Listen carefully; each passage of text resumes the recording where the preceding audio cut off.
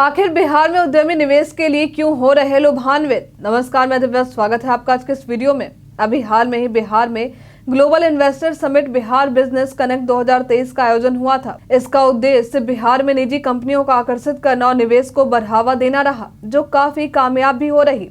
दरअसल समिट के दौरान देश और विदेश की कई कंपनियां शामिल हुई थी, जहां 50,530 करोड़ रुपए के निवेश पर समझौता हुआ। यह समझौता कुल 300 कंपनियों के साथ हुआ। समिट के ही समय अडानी ग्रुप ने बिहार में अपने निवेश को 10 गुना तक बढ़ाने की घोषणा की थी। यह घोषणा अडानी इंटरप्राइजेज के डायरेक्टर प्रणव अडानी द्वारा की गई थी। यानी अब 8700 करोड़ रुपए का निवेश अडानी ग्रुप बिहार में करने वाला है। इस दौरान डायरेक्टर प्रणव अडानी द्वारा कहा गया कि बिहार में इंफ्रास्ट्रक्चर, लॉ एंड ऑर्डर, शिक्षा और खेती में क्रांतिकारी बदलाव हुए हैं। महिला सशक्तिकरण में साइकिल और यूनिफॉर्म के साथ साथ जीविका की भी भूमिका रही है।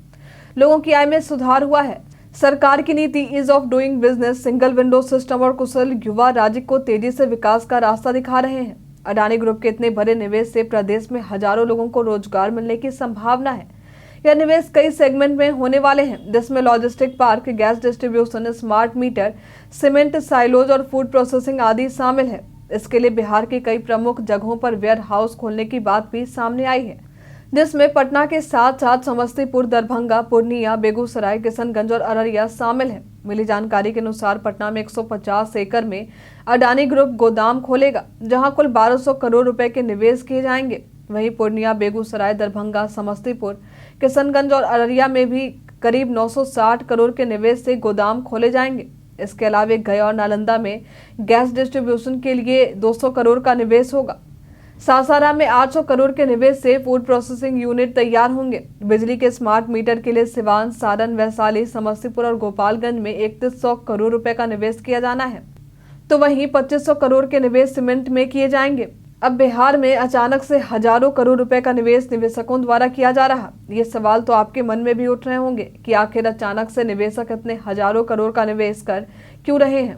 इसके पीछे की सबसे बड़ी वजह है राज्य सरकार द्वारा उद्योग लगाने वालों को कई तरह की सुविधाएं देना। बिहार में कच्चा माल के साथ साथ बुनियादी ढांचे, सरकारी सहायता और अन्य कई चीजें प्रदान की जाएंगी। इसके अलावा यहाँ के लोग भी संसाधन के रूप में बड़े काम आएंगे। दरअसल कई बेरोजगार लोग रोजगार की तलाश में दूसरे प्रदेशों में जाते हैं। जब बिहार में ही इन्हें रोजगार मिलने शुरू हो जाएंगे तो उन्हें दूसरे प्रदेशों में जाने की जरूरत ही नहीं पड़ेगी। साथ ही निवेशकों को भी मानव संसाधन आसानी से उपलब्ध हो जाएंगे। राज्य सरकार के मुताबिक बिहार में लैंड बैंक करीब 3000 करोड़ के आसपास में है। इसके अलावा यहाँ औद्योगिक क्षेत्रों की संख्या 75 है।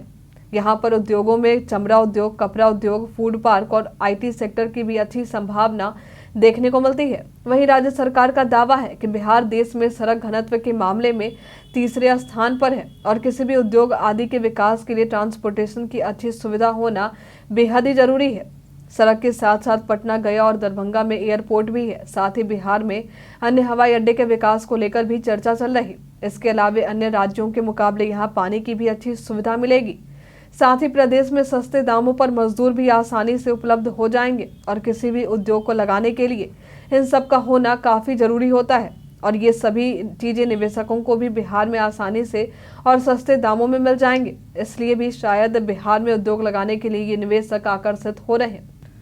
आज के लिए फिलहाल इतना ही। आप हमें हमारे कमेंट सेक्शन बॉक्स में जरूर बताएं कि बिहार सरकार की यह पहल आपको कैसी लगी। हमारे साथ बने रहने के लिए आपका धन्यवाद।